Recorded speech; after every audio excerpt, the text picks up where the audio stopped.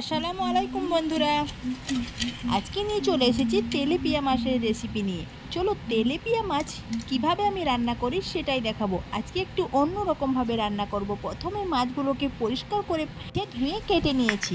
এবার কেটে নেওয়ার পর এখানে পেঁয়াজের টুকরো করে নিয়েছি, আর এখানে আমাদের বাড়ির গাছের লঙ্কা তুলে নিয়েছি। এই কাঁচা মরিচগুলোকে দিয়ে দিলাম পেঁয়াজের মধ্যে। এবার এগুলোকে আধা বাটা করে একটু মিক্সিতে বেটে নেব। শিল বাটায় যেরকম বাটা হয় ঠিক সেই রকম। দেখতেই পাচ্ছ এরকম গোটা গোটা হয়ে রয়েছে। এবার বাটির মধ্যে ঢেলে নিচ্ছি। এটা শিল বাটার মতো এরকমভাবে বাটনা বেটে রান্না করলে খেতে কিন্তু অসম্ভব ভালো লাগে। তোমরাও এরকমভাবে বাটনা বেটে একবার হলেও রান্না করে দেখো। এবার চুলায় একটা কড়া বসিয়ে নিয়েছি। কড়ার মধ্যে প্রথমেই আমি করলা আলু ভেজে নিয়েছি, তাই একটু কড়াটাতে তেল লেগে আছে। দিয়ে দিলাম পরিমাণ মতো তেল। তেলটা এরকম ঠান্ডা থাকতেই দিয়ে দেবো এটার মধ্যে বেটে রাখা পেঁয়াজ আর কাঁচা লঙ্কাটা। এখানে কিন্তু কোনো মশলা দিইনি, তোমাদেরকে প্রথমেই দেখিয়ে দিয়েছি। এখানে শুধুই কাঁচা লঙ্কা আর পেঁয়াজ আছে। এই পেঁয়াজটাকে ভালো করে তেলের মধ্যে কষিয়ে নেব। কয়েক পাক নেড়ে পেঁয়াজের কাঁচা গন্ধটাকে দূর করে নেব। আর এখানে যে বাটিটায় পেঁয়াজ ছিল সেই বাটিটায় নিয়ে নেব শুকনো মশলা। শুকনো মশলা বলতে এখানে নিয়ে নিলাম লবণ। লবণের পর দিয়ে দিচ্ছি হলুদের গুঁড়ো, লঙ্কার গুঁড়ো আর জিরের গুঁড়ো। সব কিছু একসঙ্গে কিন্তু বাটির মধ্যে নিয়ে নিচ্ছি। সব কিছুই 1 চামচ করে নিয়েছি। তোমরা তোমাদের পরিমাণ মতো নেবে, যতটা মাছ থাকবে ঠিক ততটা। এবার শুকনো মশলার মধ্যে দিয়ে দিলাম আমি পানিটা দিয়ে মশলাটাকে একটু ভুলিয়ে নিলাম। তারপর কিছুক্ষণ রেখে দিয়ে পেঁয়াজটাকে আরও কিছুক্ষণ নাড়াচাড়া করে নেব।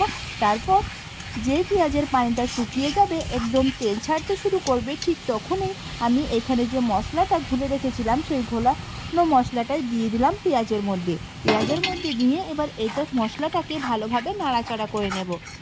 তেলেপিয়া মাছ রান্না করার সময় তোমরা কিন্তু একটু ভেজে নিতে পারো। আমি আজকে ভাজিনি তেলেপিয়া মাছ, কাঁচাই রান্না করছি। চলো দেখে নাও কিভাবে রান্না করছি।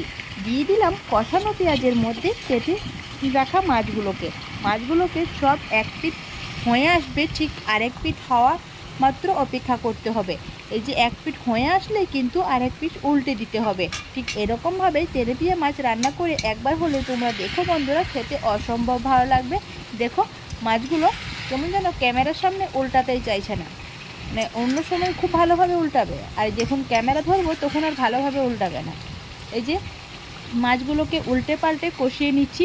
আর কষানো মাছ খেতে কিন্তু অসম্ভব ভালো লাগে। কি বন্ধুরা, তোমরাও মাছ কষিয়ে রান্না করো তো? না তোমাদের আবার মাছ কষতে যেয়ে মাছ ভেঙে যায়, এরকমভাবে রান্না করো। মাছ কষতে গেলেও মাছ ভাঙবে না কিন্তু। আর যদি ভাঙার ভয় থাকে মাছগুলোকে একটু ভেজে নিলেই হয়ে যাবে। এই মাছগুলো একটু কষিয়ে নিলাম। তারপর আমি দিয়ে দিলাম অল্প সামান্য পানি দিয়ে আরও 2 পাক নেড়ে নেব। তারপর ফুটে আসা পর্যন্ত অপেক্ষা করলে কিন্তু মাছের রেসিপি একদম রেডি হয়ে যাবে। কি বন্ধুরা, তোমরা এরকমভাবে মাছ রান্না করো তো? না করে থাকলে একবার হলেও বানিয়ে দেখো, খেতে কিন্তু অসম্ভব ভালো লাগে। দেখো কেমন বুদবুদ করে ফুটতে শুরু করেছে, আর মাছের রেসিপি একদম রেডি হয়ে গেছে। শেষ পর্যায়ে স্বাদ বাড়ানোর জন্য দিয়ে দিতে পারো অল্প সামান্য চিনি। আর চিনি যদি তাদের পছন্দ না থাকে তাহলে না দিলেও চলবে। অল্প সামান্য দিলে কিন্তু খেতে খুবই ভালো লাগে। আর সব তরকারিতে দিলে রান্নার কালার টেস্ট বাড়িয়ে দেয় যেই চিনিতেই। আর রান্নার লুকোনো টিপস হচ্ছেই রান্নাতে শেষ পর্যায়ে চিনি ছড়িয়ে দেওয়া। চিনি ছড়িয়ে দিলে রান্নার টেস্ট কিন্তু বেরিয়ে যায়। টাটা।